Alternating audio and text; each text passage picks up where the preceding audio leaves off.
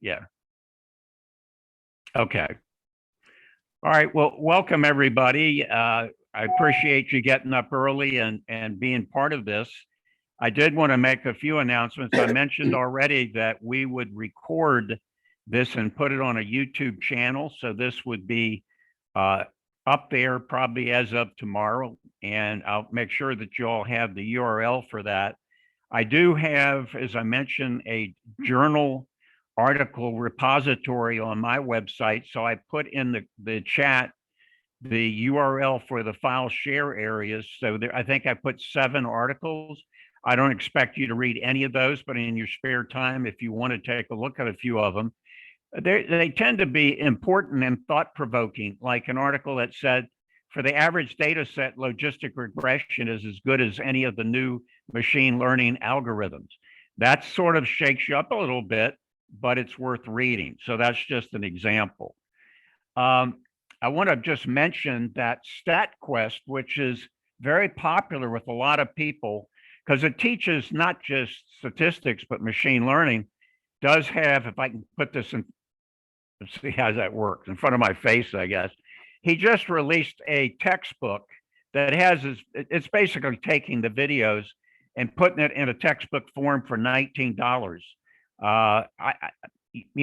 That's something you should consider. But again, you may be able to just do it from the web, but I'm just mentioning that's available. And as I put in the WhatsApp, I plan to add a lot of video links. I'll show you one in a minute. That's going to be a QR code that will work in an ebook or a print book. It'll take you straight to videos. I'm assuming that most people are in favor of that. Does anybody disagree with having link outs to videos? I suspect not. And by the way, when I looked at StatQuest library of videos, I saw 35 that I thought were worth adding. So just FYI. The other thing before we take this little mini quiz is in the last couple of weeks, I've been in close conversation with David Patrishkoff, who's a teacher, a faculty member at Nova University in Florida. But he's kind of an adjunct professor all over the place. He's kind of a black belt Lean Six Sigma. And is Lean Six Sigma in Australia? I assume it is. In this tech company. The idea behind that is it's really trying to decrease variation in any organization. I think it got started in the industry, the automotive industry or something, but now it's in healthcare and it's really process improvement. Well, they use all kinds of statistics but so he uses orange because it's so much easier to teach. So I'm just mentioning that he's going to help improve the book and we're going to collaborate here shortly. So look for more information about that. Now, what I want to do is I'm going to put up, let me launch it and see what you see. So I sent this out recently, and there are 7 questions here. That is too small to see, I'm afraid.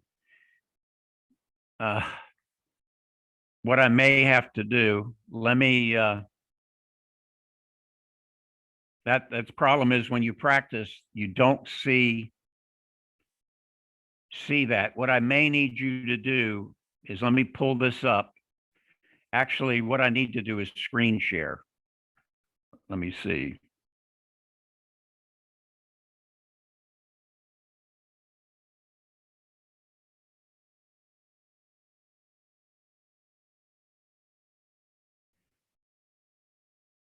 So what I want you to do is copy this down. I apologize. I was hoping that would show up better. Can you see this confusion matrix?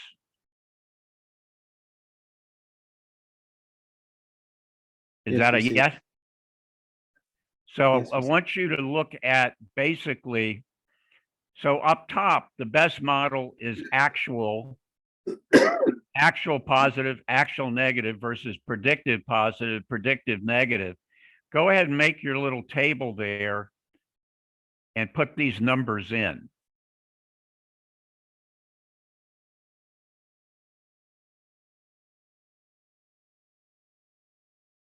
Just take a photo of it. Easier. It may be. And you might say, well, why are we dwelling on this? Because many of the machine learning experts want all authors to include a confusion matrix in their article. This one was not in the article. It was in a supplemental file. Most people don't include one. They should. And then they cherry pick like crazy. If they find a good statistic or a good measure of performance, they include that, but don't put the negative ones. And there really should be a standard across all journals where you have to include all of these. Has everybody copied that?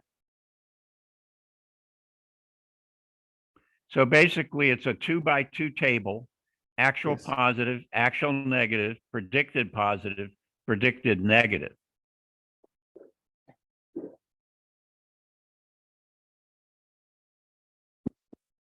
Everybody got that written down? Yes. Okay, all right.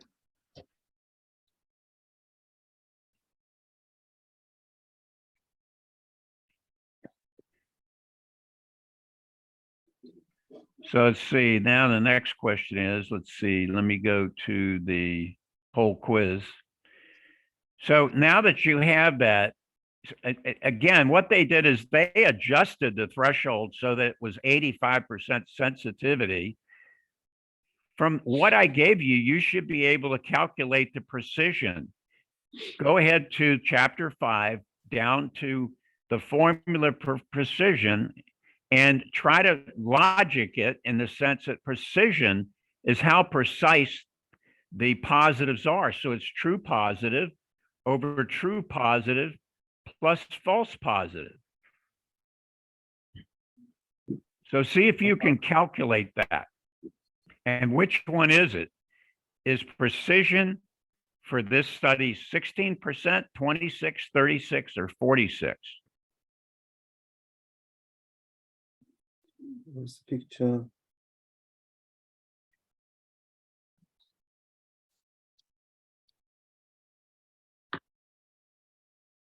I thought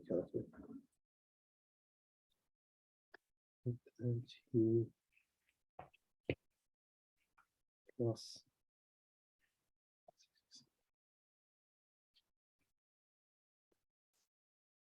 So it's important to get used to looking at them. Keep in mind that the actual could be at the top or on the side. There is no standard. It could be either way. You just have to get used to that the actual is such and so, the predicted is such and so.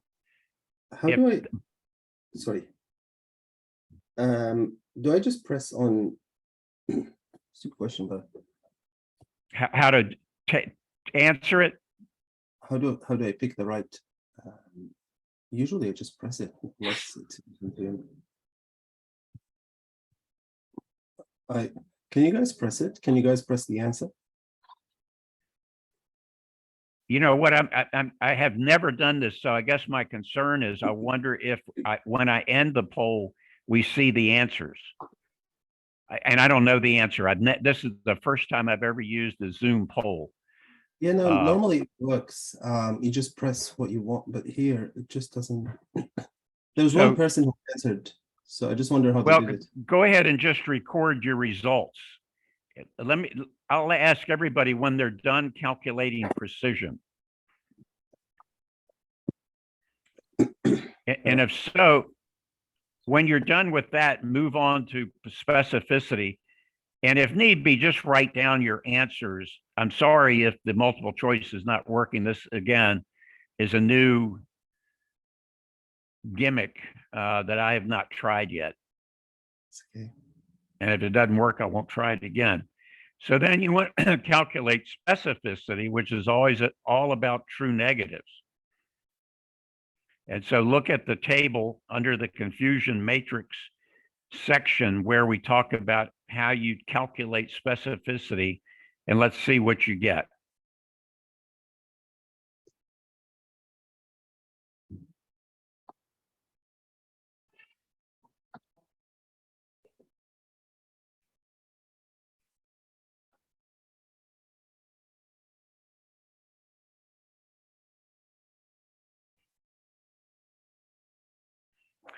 So kind of like precision, it's false negative over false negative plus true negative over true negative plus false positive. So if you have a lot of false positives, it could worsen your specificity and worsen your precision both. But it's just a matter of math here.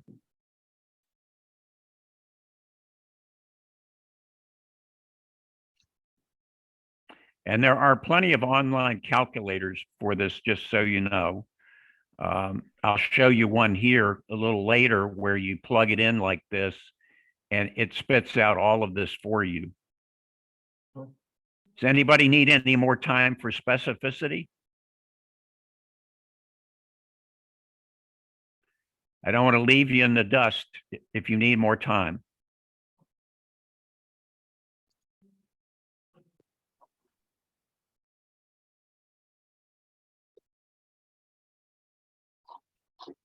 More time for anybody?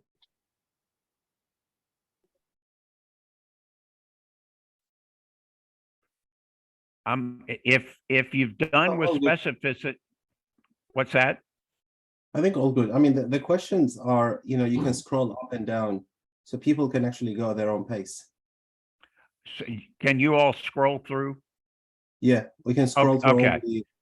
Okay, good. I just wasn't sure. And as I say, there was no way to really test this ahead of time. So, and again, accuracy is just simply the true positives and true negatives over everything else.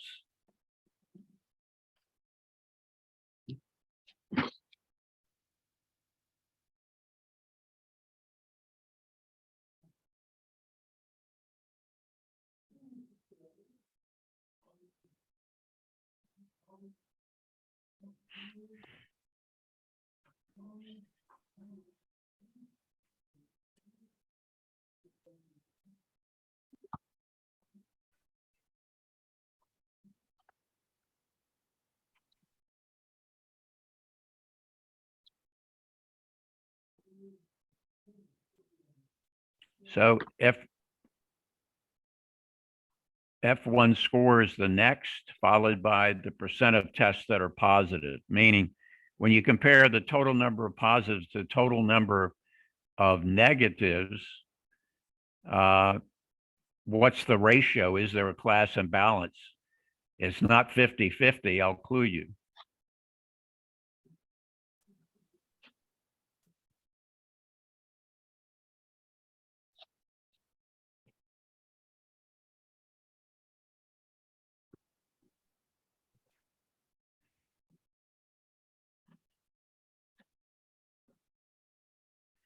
And then two simple questions about odds versus probability, which we'll go over.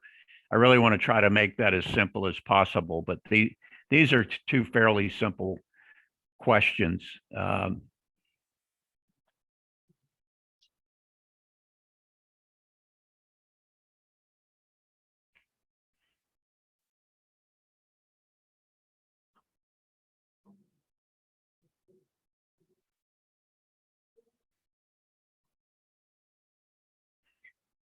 So Zidon, are you saying it does not allow you to click the answer?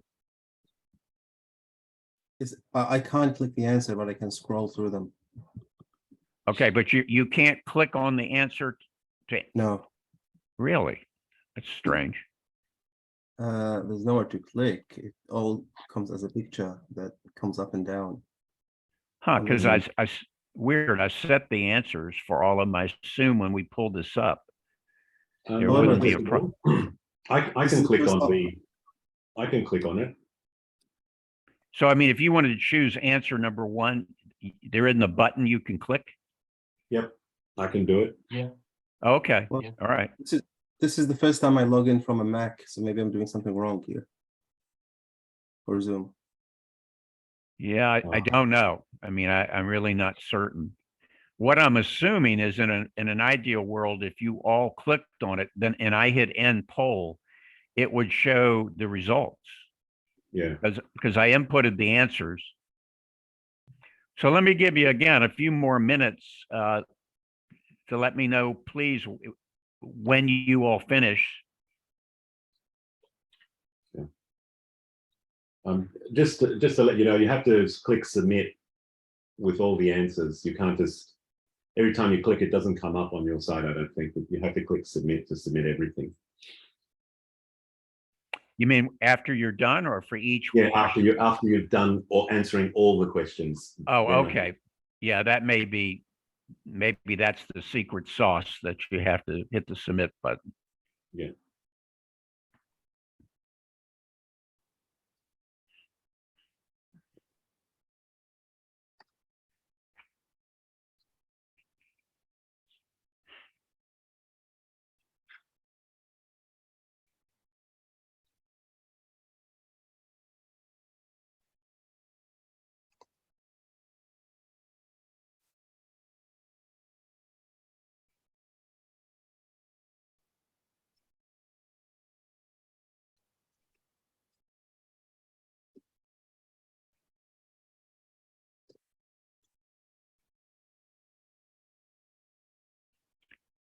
Okay, a couple of more minutes is not a problem if you don't finish.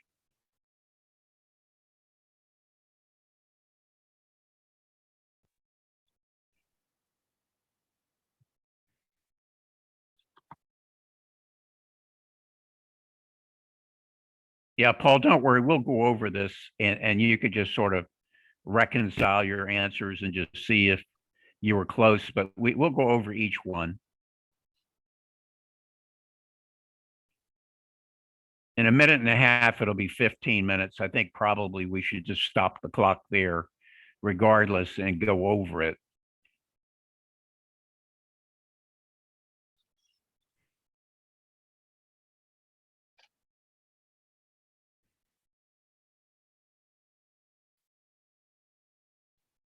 But the sort of the whole bottom line here is when you read an article that talks about, for example, predictions, you know, they're going to predict presence or absence of cancer or heart disease.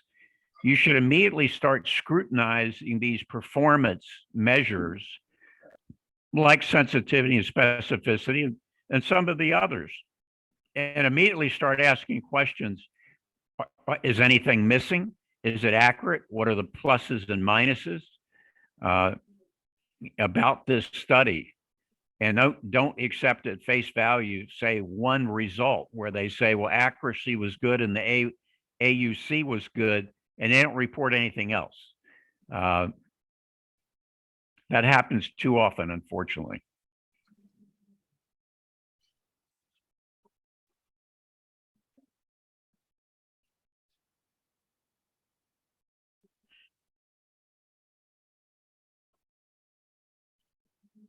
So let's see. I guess then nobody needs that up. Other than if I go over the results, I guess I have to.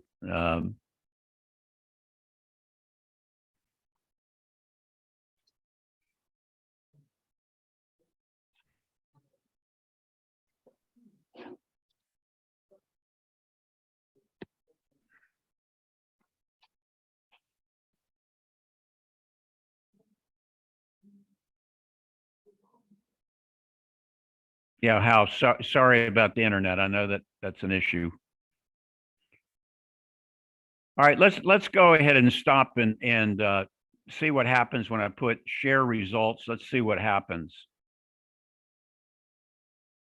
Okay, so again, here's an article that was released ahead of time for JAMIA that was felt to be really an important article. The problem is they cherry picked it. And so when precision's 16%, what does that mean? It means that sure, you have some positives, but most of them are false positives. Just look at the math. The ratio of false positives to true positives is 5-1. I've never seen such a terrible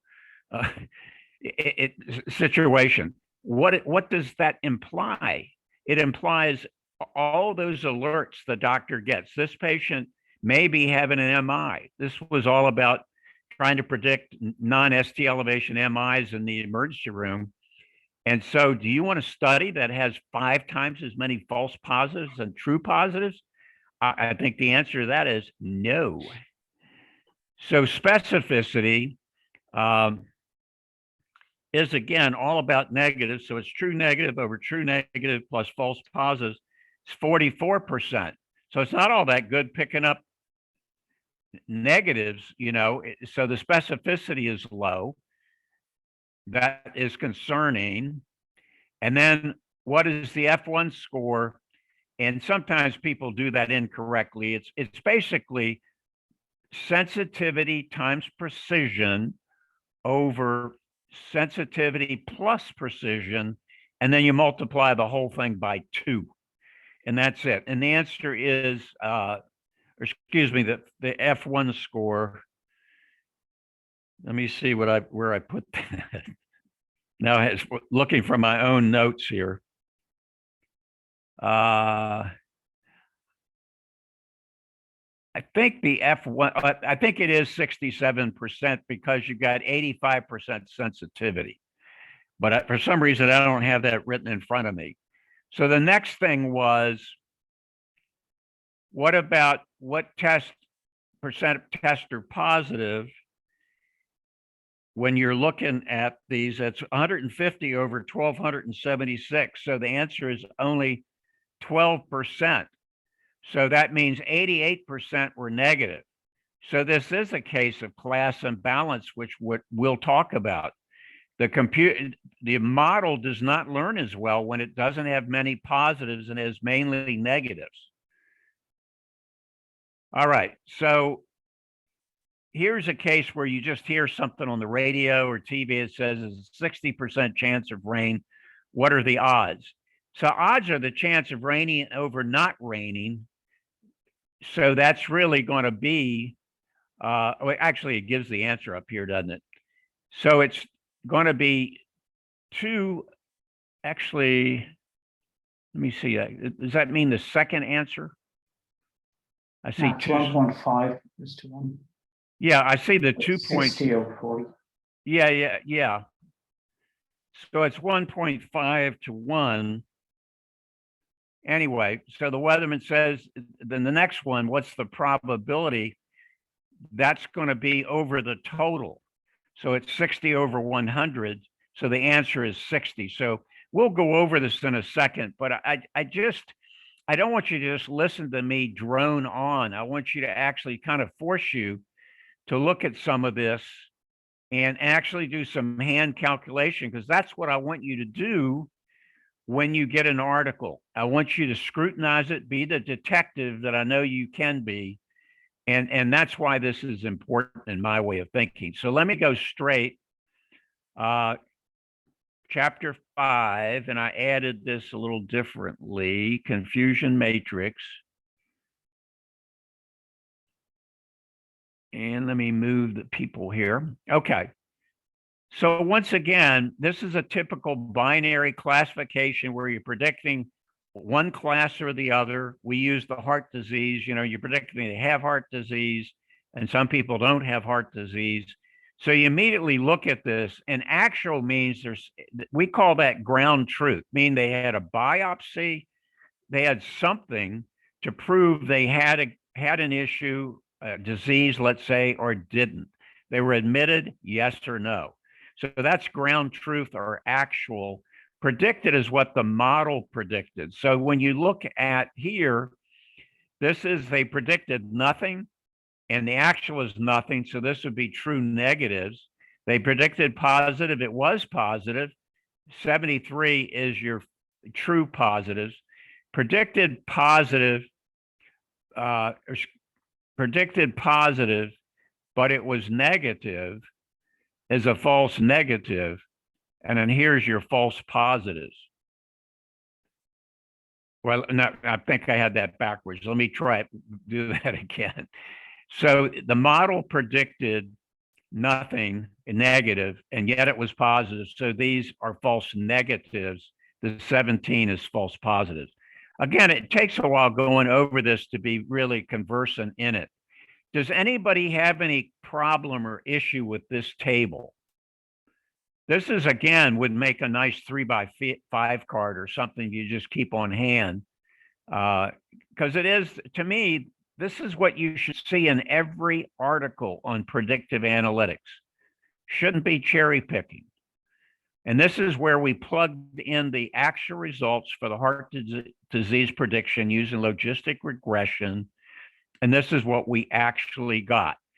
The F1 score, I just remind you that the expert can sometimes cheat a little bit and say, well, I want to place more attention on precision. So I'll do, instead of the F1 score, I'll do the F.5 score. Don't worry about that. Just be aware other ones exist. The gold standard is F1, however.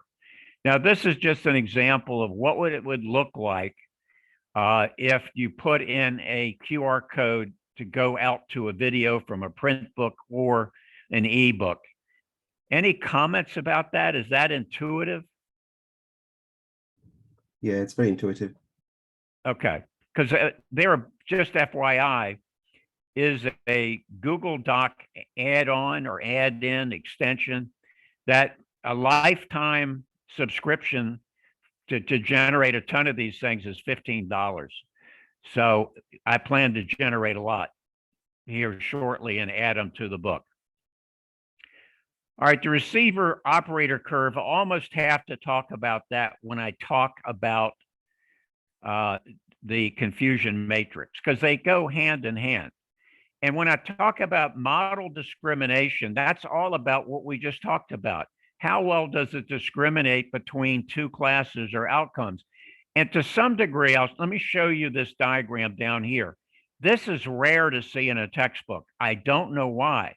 Because when you talk about discrimination, what you're talking about is you want to see if you can separate healthy or make that heart disease versus no heart disease. So there's no overlap, right? Because overlap means there's false positives and false negatives. So this is the goal. And you want, when you look at the receiver operator, you want to, the sensitivity is the true positives. Down here is the false positive rate. Obviously, you want it up here somewhere where the sensitivity is high and the false positive rate is low, but you can shift the threshold. See this dotted line? That's the threshold that we'll talk about in a minute. But you can shift that guy to the right or left, and it affects the results. And you can play with that. That's legitimate. A lot of people don't bother, but for class imbalance, it's considered okay to look for a better threshold if it favors the results. But you can't have your cake and eat it, as we'll demonstrate in a minute. So the classic, when you see a receiver operator curve, by default, that threshold is 0.5. Everything above it is, say, a 1, and everything below it is a 0. So it divides the classes. So, but keep in mind, when you go to orange, and you can do that now, I'll stop for a second. When you go to the receiver operator curve, or I can pull that up, can you see the workflow? Do you see orange now that I just pulled up? Yes, we can. Okay, so look at this.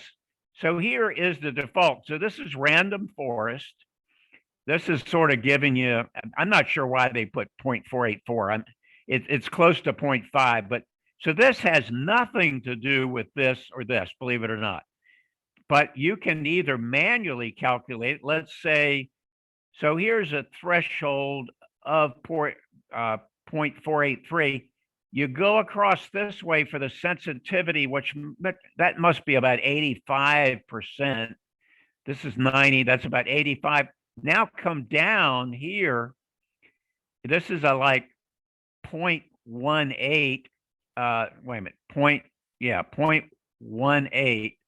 And you do 1 minus specificity. So 1 minus 0.18 is going to be, what is that, 82? 82 sensitivity and about 85 specificity. But I'll show you in a second, you can change that.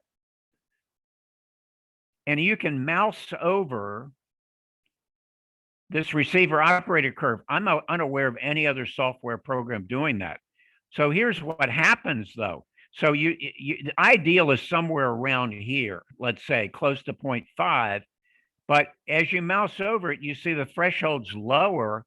What did that do to recall? Oh, it improves sensitivity a lot. Look, the curve is higher. You're going up here higher, but whoops. So recall is sensitivity, specificity drops, and the false positives go up. Like everything else in the life, it's a compromise.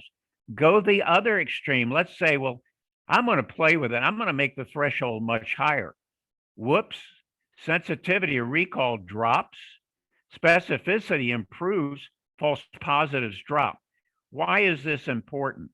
It's important to understand that as clinicians, ultimately you may decide whether you want high sensitivity, high specificity, or both. And what about false positive? These are the bad boys that cause the alerts and cause alert fatigue. So the point is, in orange, you can literally go over here, and we'll show you another. Let me do that now, actually. Let me pull, and you can please do the same. You should have this workflow that I sent before, most of you, probably not all of you. Pull up the calibration plot. And then this happens to be, this is logistic regression, sensitivity versus specificity. It happens, it's not, let's put it on 0.5 because that's basically what it's always starts with. And so at 0.5, sensitivity is about 80, specificity about 88, pretty good. But you notice it crosses right there. So we can move it and say, what did that do? It didn't change it a whole lot, but you could move it up here and you start seeing changes, or you can move it up here and start seeing changes. So sensitivity dropped, specificity increased. So you've got that to play with, and precision and recall you've got to play with. Remember, you can't have your cake and eat it. Why? Because if you get rid of your false positives, you decrease your positive rate. It's just a compromise. So here, let's put it at 0.5. And you can see the precision and recall, and you can play with that and see what happens to it. So as an educational tool, it's really pretty unique and very helpful. But the receiver operator curve is basically sensitivity and specificity at all thresholds. 0.2, 0.3, 0.4, 0.5. People don't emphasize that enough. That's not in the textbooks. And that's why it looks jagged. When you look in a simple textbook, doesn't the curve look smooth? It shouldn't look smooth. It should look like this because it's at each one of those thresholds. The computer or model calculates each one. The sort of what you end up seeing is 0.5, but you can move that threshold and see what happens. Any questions about that? And then let me, before I ask for any questions, so the area under the curve is the square area calculated, the gray, under this receiver operator curve. And I think that was like 80-some%. If you had a perfect receiver operator that took up all of this, it would be 0.95 or whatever. Any questions about that? I have a question, Bob. Yeah. So in most, like, I get it, and thank you for, insight into how to be critical about literature and look at these things. And certainly for bringing it to the forefront. However, I think realistically, what we've done rightly or wrongly, and I think wrongly, is we look for one value, which is area under the curve, and that's all gets quoted when you talk to people about a study or a model. The only thing we mention or we hear is that, oh, the AUC of 0.89. I was like, oh, well, that's excellent. That's fantastic. The future is changing. Now I'm thinking probably we've been doing the wrong thing all over. No. Let me just say, no, the AUC is considered the gold standard for binary classification, which is a lot of machine learning, meaning it's predictive analytics. You're predicting a categorical variable. You're predicting, say, admitted, not admitted, cancer, benign, on a chest x-ray, lung cancer versus benign module. So the two classes, right? So AUC is the gold standard, but I do remind you, though, that if you have class imbalance, suddenly it's tarnished. It's not as good. So we know accuracy suffers, or well, no, that's not what I meant to say. If you have class imbalance, and we're going to discuss this, by the way, in depth here in the next chapter, but when you have class imbalance of, say, 10 to 1, you have 10% heart disease and 90% no heart disease, accuracy is no longer accurate, and the AUC suffers a little bit. So that's where we start looking at other things, one of which is the precision recall curve. That's the situation where the ROC curve and the precision recall should look pretty similar, but what will really happen, excuse me, is this curve will degrade in the area under the precision recall curve. Instead of being, say, this looks like 0.8 to me, will be a bit like 0.4. And that's if they happen to report it, and most of them don't, they're not intellectually honest, is the precision recall will be much worse. And I'll go over, how do you tell if there's class imbalance and what does it affect? Because think about it, in medicine, how often are you trying to predict something that's in the minority? Most of the time. And is it in a severe minority or a mild minority? And there's no strict rule. I would say, as in general, if you've got 10 to 1 or more, you've got a problem. But just understand that we'll go over, what do you do with class imbalance? What all does it mean? You don't need to know about that now. I would say the two things I want you to know about is the area under the curve, the fact that this is how they calculate a receiver operator curve, the fact that you're discriminating between two classes, you're trying to separate them, and that you understand this table, and I'm super happy. To me, that's all I want you to know. That's plenty. And just get used to looking at this crazy confusion matrix, because many times you'll end up calculating your own F1 score and saying, that's a lousy study.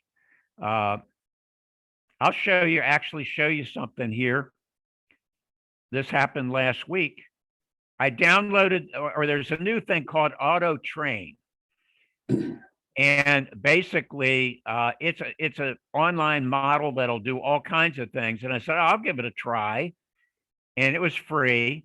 And so I said, I'll take 5 models and I'll put in that same heart disease prediction. Okay, well, all right, 3 problems.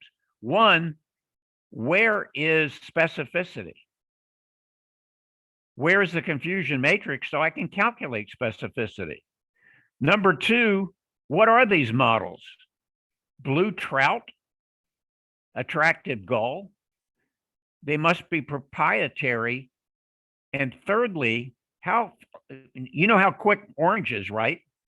This one took 7 minutes for a result. This one took 15 minutes.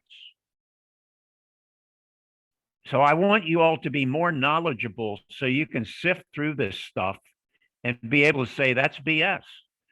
I mean, and you can tell people, we need more people that can accurately evaluate this. I had a meeting with Elsevier 2 days ago, because there's a shortage of reviewers, and there's just not enough people that are clinically oriented who can look at this stuff and say, oh, I get it. I can critique this. So that's why I'm spending this amount of time. So let me go to, let's see, probability and odds. I think, does everybody understand that probability and odds are looking at the same thing, but probability is looking at the event over all possible events. Odds are the positive events over the negative events, or ones that did not happen. the example I used here is, death by lightning or no death by lightning. And then let's shift to odds ratios, which end up being a ratio of ratios. In other words, up here, that's a singular ratio, right? 0.25 to 0.75. And again, hopefully you all saw that you can convert, let me go back up there. You can convert odds to probabilities and probabilities back to odds just by these little formulas, okay? You don't need to memorize that. If you know where it is in the book, you can look that up. But you do run across this from time to time about probability and odds. Now, also you run across odds ratio because that often is spit out when you get logistic regression. Orange doesn't do it, but I'll show you how you can calculate odds ratios. So here's just this hypothetical case of people that were exposed to Roundup and developed cancer, or didn't develop cancer, or not exposed to Roundup. So we basically did an odds ratio of the exposed group and an odds ratio of the not exposed group, 17 to 83, 1 to 99. And then lo and behold, the odds ratio is a ratio of ratios. So it's 0.25 or a 0.01 or 20.5. So in this hypothetical thing, the odds of developing cancer after exposure is about 20% higher. Let me get a sip of water here. But I Bob, do have, sorry, yeah, Bob, go would that ahead. Would that be 20% higher or 20 times the risk? 20 times. Yeah, 20 times. Sorry. Yeah, 20 times higher if not exposed. But ideally, like a lot of medicine, you should have confidence intervals because that tells you the degree of uncertainty. This is not a good study based on the fact the confidence intervals are 2.7 to 158. That's too broad. So, as a scientist, you would go, I need more data. I think that's the answer. And then the other thing is a confidence interval includes 1, like 0.1 to 10 spans 1. You have to throw it out and say it's inconclusive because 1 means no relationship, okay? So the odds ratio quantifies the degree of association between these categorical groups up here, whereas a chi-square, you could do a chi-square on this, and it tells you if there's a statistically significant association. So in other words, and I didn't do that, I should have actually in hindsight, so this is telling you there is an odds ratio shows a greater likelihood or odds of if you're exposed of getting cancer. But if I wanted to see if that's statistically significant, chi-square and look at the p-value and the chi-square number. Lastly, relative risk ratios are similar, but you plug in probability instead of odds. All right, log odds, I had no clue until I looked at this in more depth. On top of that, I really didn't know. I assumed all logs were a base of 10. That's very naive because it can be anything you want. And in medicine, it's often a base E. I don't know where they came up with that of 2.72. You don't need to worry about that, but that's what a natural log is, base E. So when you do logistic regression, it's base E. So you can plug in what is the odds ratio for a natural log of 20.5, and it's 3. So I'll show you how you can generate log odds. Then your questions would say, why do I care and why in the world do the statisticians decide to do log odds rather than just plain odds or odds ratio? The reason is when you apply the log odds, now you've got a nice symmetrical distribution with 0 in the middle, positives say on top, and all negatives on the bottom. And although, let me scroll down, I haven't organized this in that fashion, but you could put all positives up here, negative in the middle, and in all, or 0, excuse me, in the middle, and all negatives down here. So it makes it nice and symmetrical. Does that make sense? I hope. So that's done just for demonstration or display purposes, okay? Now, let's go to, well, let me go over a little bit of that. So a positive value means when you get the coefficients, the orange generates these coefficients. It does not generate odds ratios. But again, what I'm showing you, you can generate them on your own. So basically, if it's a positive number, then that predictor has a positive relationship with the outcome. You know, as let's say it's cholesterol, it's not. Well, let's use male gender. It is positive associated with heart disease. It's just an example. And negative, like it could be negative. Female gender may be negative. Now let's go to something called the logit or logit function. All that is log odds is log probability over 1 minus probability. Where do we just see that? The answer is that's log, I mean odds. So log odds is P over 1 minus P, where P is the probability in this case of, say, having heart disease over the probability of not happening. So that's called the logit function I mentioned. And let's see. So it models the relationship between the independent variables, that's the predictors, the numeric and categorical ones, and the dependent variable, which is died or survived or has heart disease or doesn't have heart disease. So basically, we can plug this knowledge into the formula for logistic regression. So log odds equals the intercept plus this is a coefficient times whatever this variable is, this independent variable. And we can skip down to make that more obvious. We know what the intercept is negative 2.66. There it is. We know what age is. That's minus 0.014 and female. So we can plug all that in. And that is the logistic regression equation for this scenario. And what you have to do is then take the anti-log or neg, and let me just scroll down to make this as painless, I hope, as you can look up what amounts to be, what is the log E to the minus 0.74 power? And an answer, you can just Google that and it comes up in a nice little calculator. The answer is 0.47. This is what most medical researchers used to look at when they did logistic regression. When they see 0.47, that means there's a 53% decreased odds of having heart disease. When you apply that to some of the others I calculated, and I didn't do all of them, I did a few of them. I hope this makes good logical sense to you. A normal thallium test is 0.63 or a 37% reduced odds of heart disease.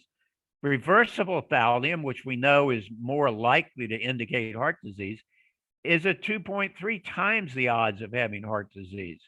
Male gender, twice the odds. ST depression, about 1.4 times the odds of heart disease, or 45% increase. Okay, and the last topic I think I'll cover tonight, to give me a rest, you a rest, but certainly open it up to questions. And please slow me down. Let's see, I missed, what's the chat? Let's see.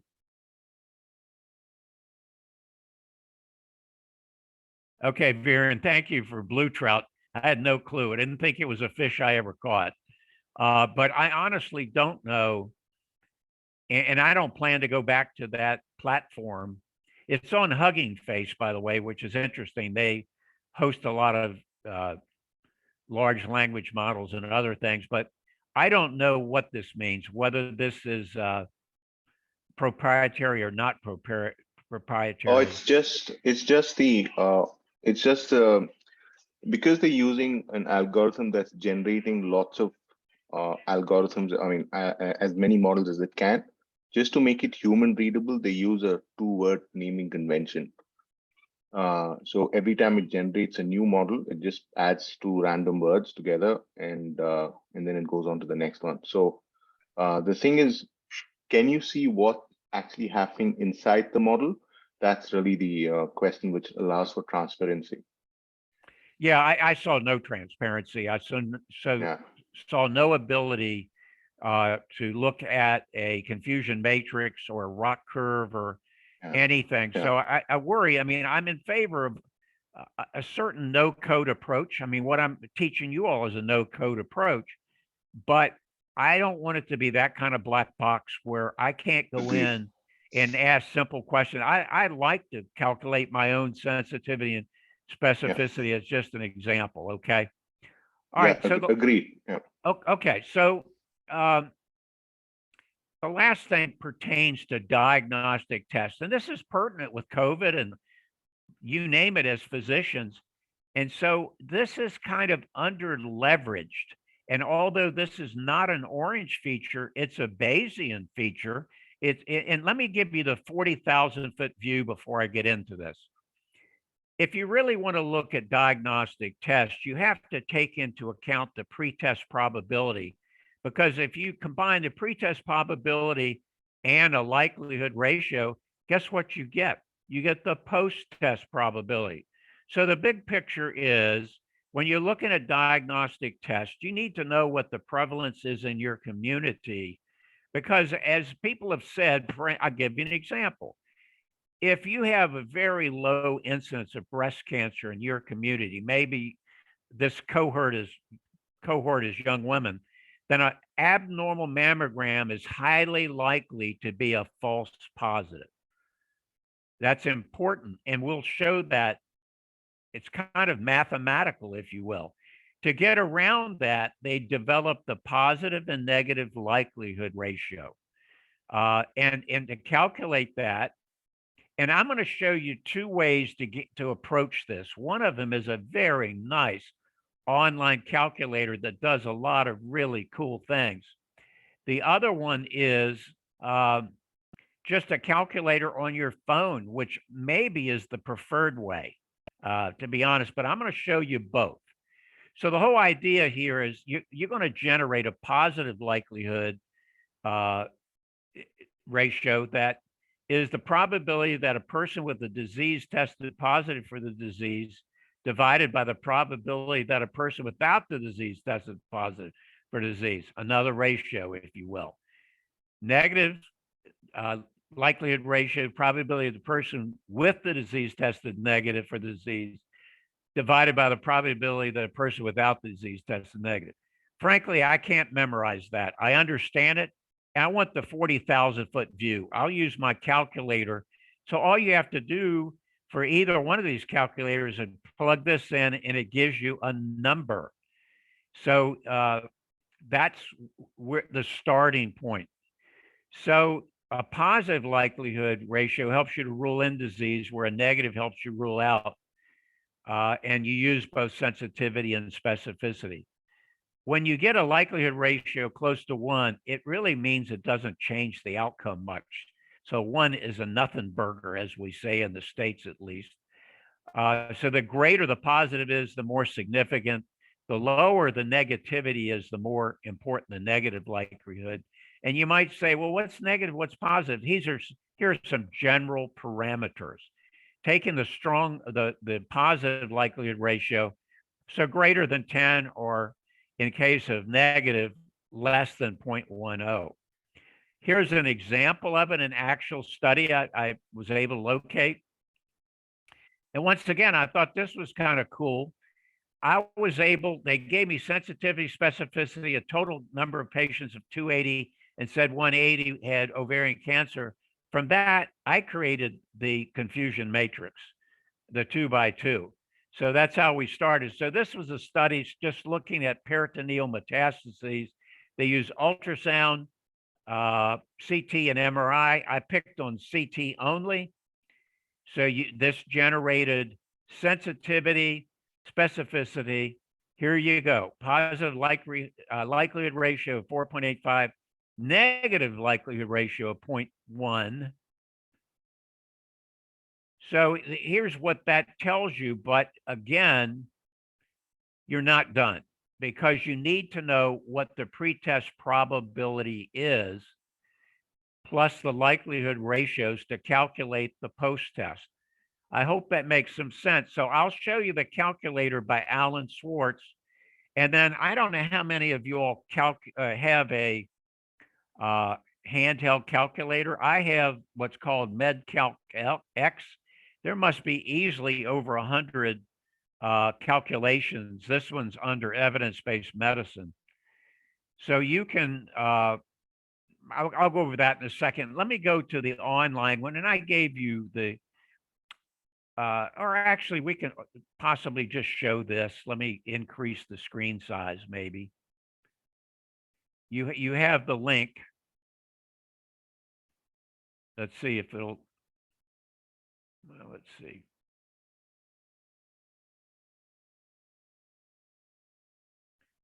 So what you do, if you plug in the true positives and everything else, and this came from that study, by the way, automatically over here it populates sick versus well, which in this case is peritoneal metastasis or no peritoneal metastasis. This gives you true positive, color coded, and it gives you all this other stuff, your sensitivity, specificity, automatically positive likelihood, negative likelihood. What do you do with that? Well, let me comment that on this model, it's basing prevalence on this cohort of patients in this study.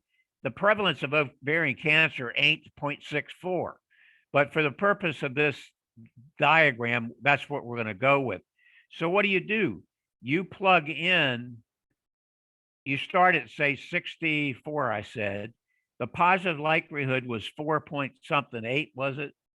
I think. And then so the post-test probability, let's see if I can scroll over, is 90%. And then you can do the same with negative, which is in red. So you can look at pre and post probability, but the reality is the prevalence of ovarian cancer is far lower. So there's where, again, I would go to my handheld calculator. I can calculate the likelihood ratios, but I'm going to say, let's make the pretest probability 1% of ovarian cancer in this geriatric population. So now in that situation, the likelihood ratio is 4.1, 4.8%. The post-test probability is 4.6%. It didn't change. So you see, in other words, if in your population something is common, like COVID, a positive test is probably going to even be more positive when you look at the post-test probability. But if it's rare, it's just the opposite. Does that make sense? Yep. So for diagnostic tests, you really want to look at prevalence in your community, your hospital, and whatnot.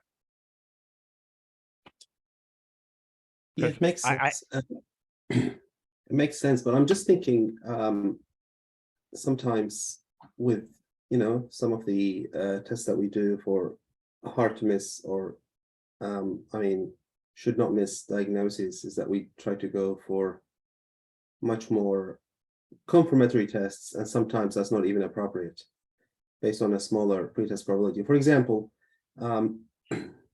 we would send someone for an invasive coronary angiogram because we thought their pretest probability is highish, and then we did a test which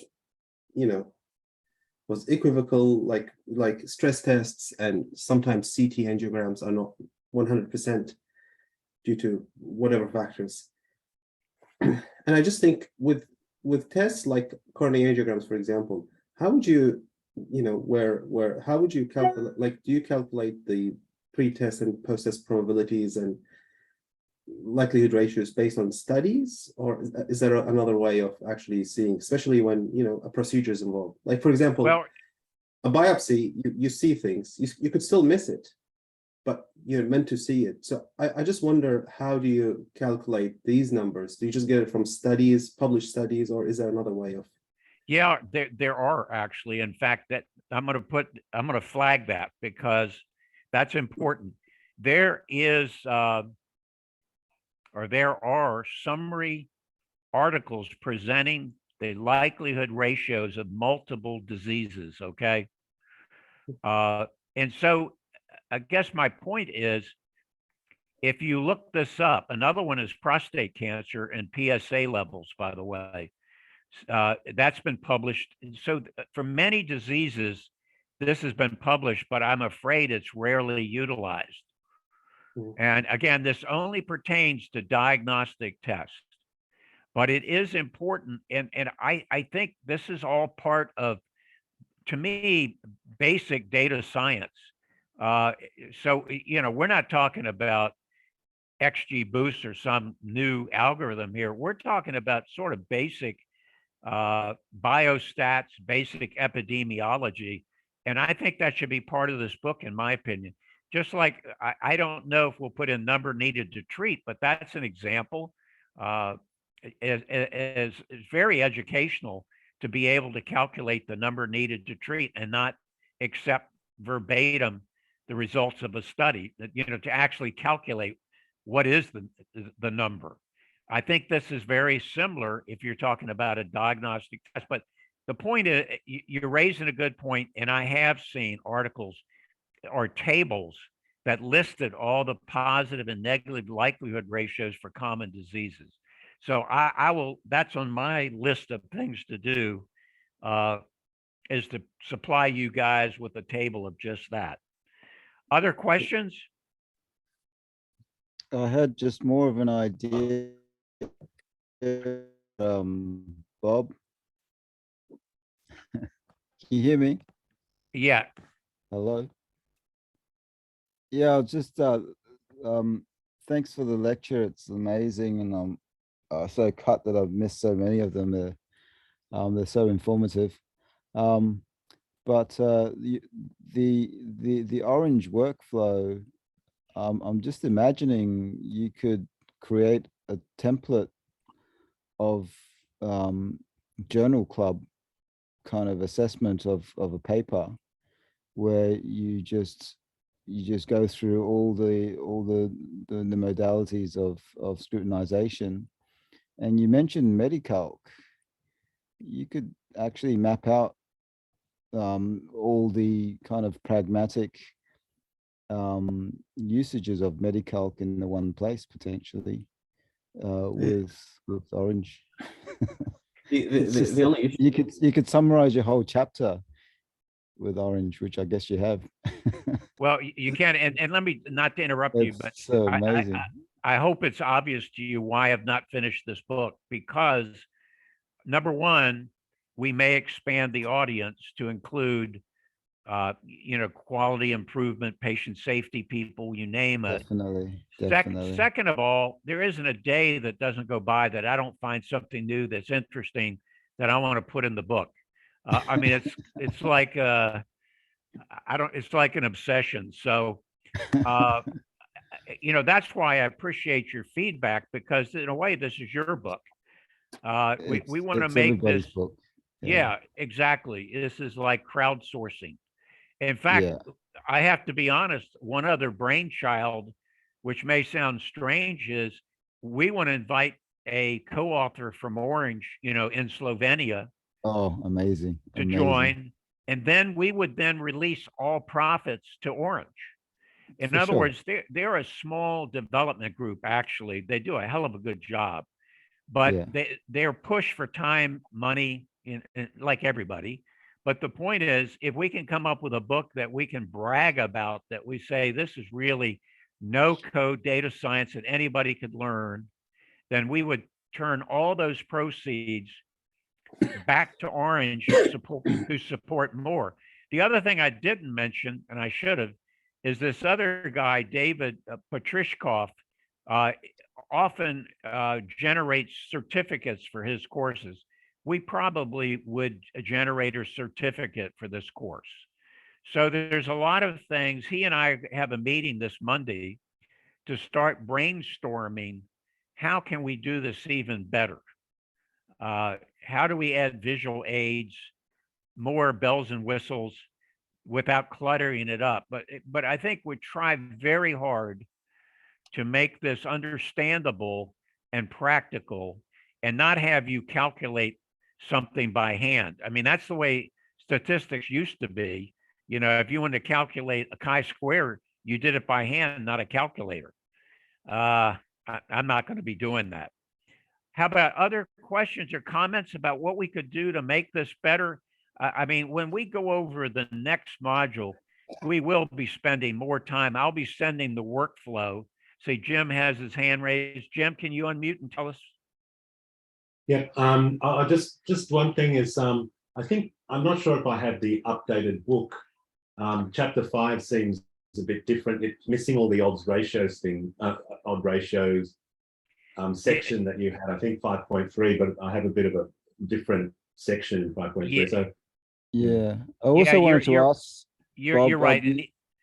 which of the 3 copies is the one that we use? Is it the blue title page, the yellow title page, or the No, I one mean, with the outline? please discard all of those.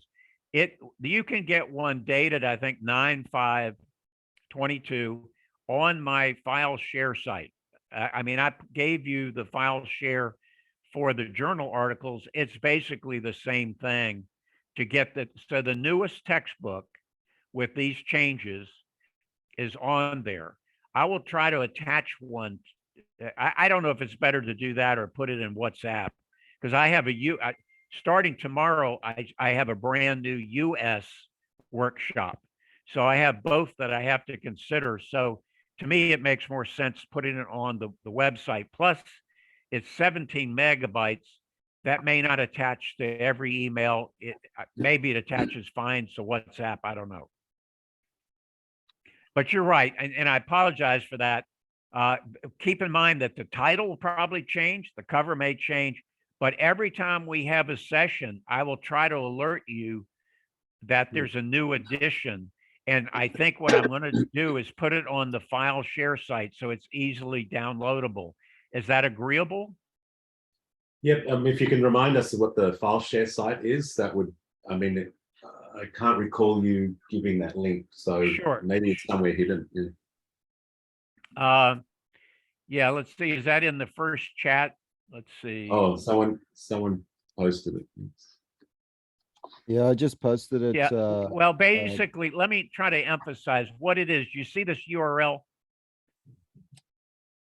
Take out all the numbers.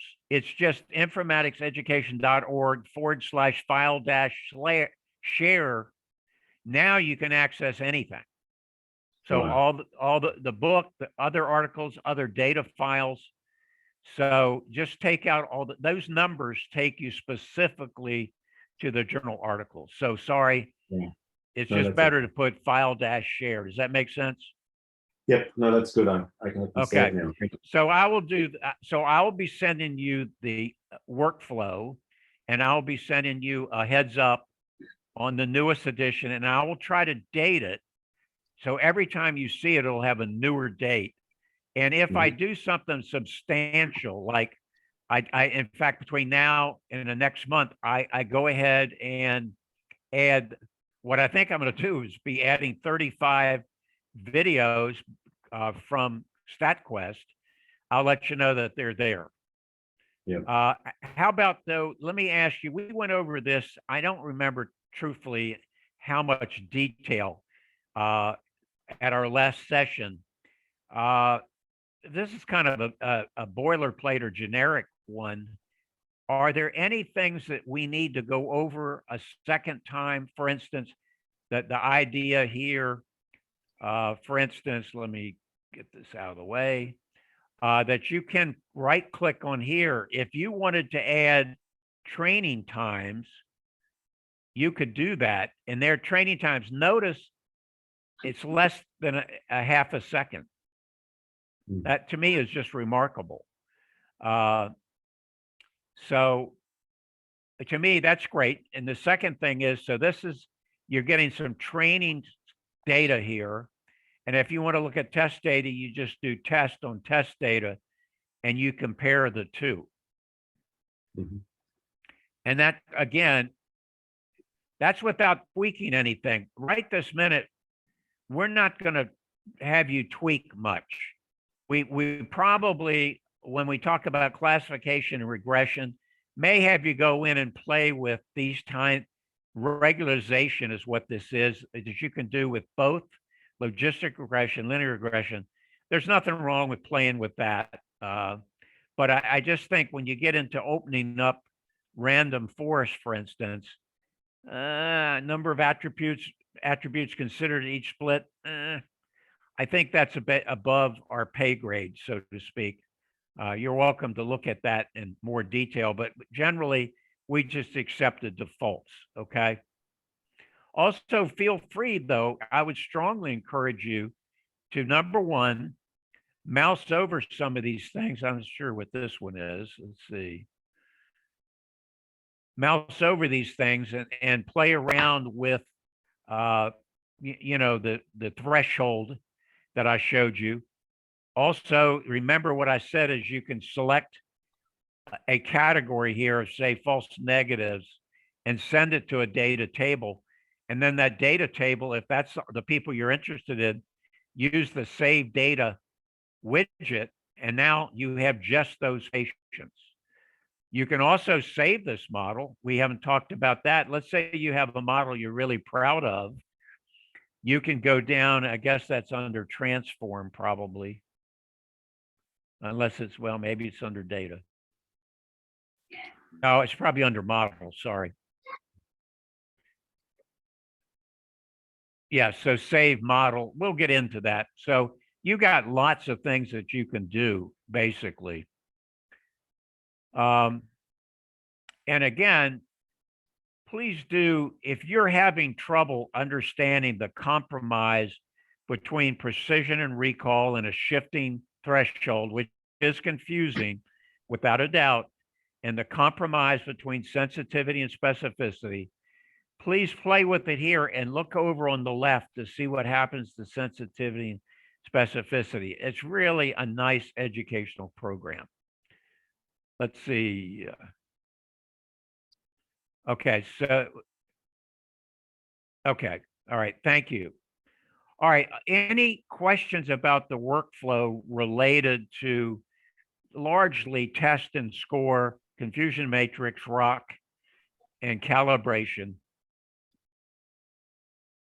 I think it's fairly straightforward, more or less.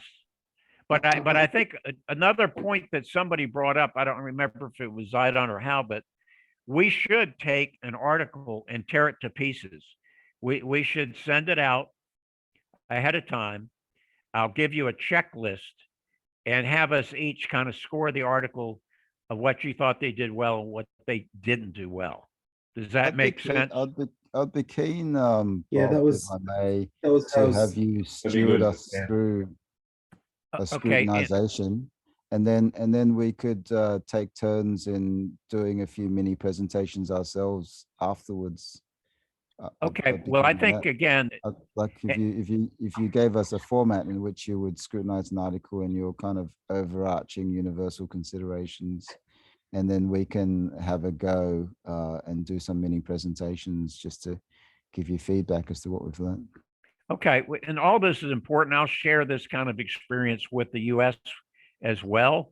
Eventually, there'll be an instructor's manual with quizzes and, you know, data exercises. But right now, this is very beta, you know, as we all get used to it and we get better at it.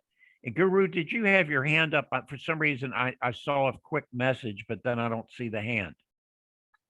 Yep, I'll put my hand up. A quick question.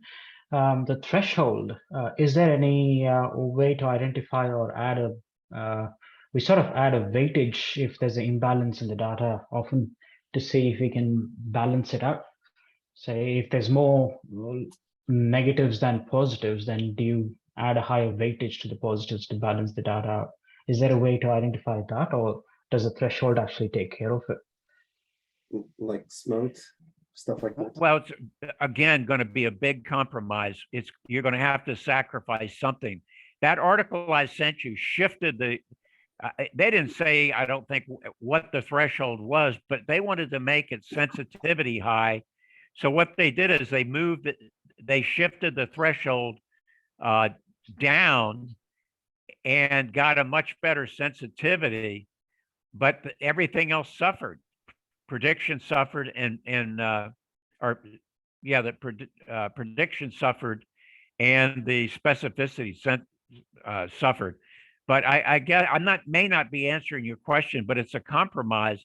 You have to, as a clinician, you would shift it to try to improve the results, fully realizing that you'll make one thing better, but you'll make one or two things worse. And so it's a compromise. I think one part of your question, Guru, is whether you can oversample the minority class. Yes. I think that's what Bob's going to talk about in the next chapter. Okay, were you asking about oversampling? Or sampling or adding a weightage to a minority, that way you can actually balance out the data. Well, we're going to go over all of that, but that's an important question. So threshold shifting is one approach. The one I'm going to recommend to you all is the following. You talked about weighting. There it is. Balanced class distribution. So it's going to give more power to the underdog, so to speak, which it doesn't relate to this heart disease one, by the way. It's very close to being equal. And random forest, the same. Yeah, here you go. Balanced class distribution. Notice it recalculated. And you can try it before and after, but to me, the one that's not controversial that is offered to you is to use logistic regression, random forest, and click balance, and nobody's going to argue with you. And you can look to see what happened to the AUC before and after, as well as the F1 score. What happened? Did you make it better? So you can do that, and you can threshold shift. Now, talking about SMOTE, which is synthetic minority oversampling technique, boy, that's controversial. Everybody uses it, but there's grave concern. One of the articles I think I put in there was it improves discrimination sometimes, but calibration suffers. And we'll go over that. I think every time we look at test and score and look at calibration, which is, again, AUC largely, we need to come over and look at calibration, because let's pull up calibration. That's real good. But if calibration suffers, you know, and I have a slide, if you read the chapter, you see if it dips down here, it's going to predict badness when in reality it wasn't there. They're going to say the probability of something bad was 0.7 or 0.8, but you draw a line over here, no, it was 0.2. So there's some thought that you can't have your cake and eat it. SMOTE is one way to balance class imbalance, but you may end up with sacrificing calibration. That's unclear. Only one article came out. I think I posted that. But it's a good question, and we'll cover class imbalance. Other questions? Yeah, thank you. I was not sure what pair I was poking there, but that's quite a complicated approach, I suppose. Yeah, and you can undersample or oversample, and you can do both. And you would think by now we would know what to do with what data set, but the answer is we don't. Jim is raising an important question. I didn't think to download you had to log in at all. Has anybody else checked out? I mean, in other words, for you to post it like me, yeah, we could say join MIS. I just didn't think, if somebody else can check that, I didn't think to download. See, that's, and actually, Hal, that's on my health informatics website and not MIS. Huh. Well, I'll have to come up with a solution. I apologize. I thought that to download, you did not have to log in. Let me just double check. On the MIS website, you do need to log in. I don't know about informatics education. But I think if we're talking about these things, I think let's just stop the recording for now. anything else we record, or I'll just stop the recording for now, and then we can talk about other things. of Yeah, I'll finance. probably stop the recording. Let me find that. And I've got, unfortunately, a fundraiser I need to go to shortly. And I guess, no, that's stop video. Pause. No, that's share. Let me look at, I'll stop the recording. can you stop the video?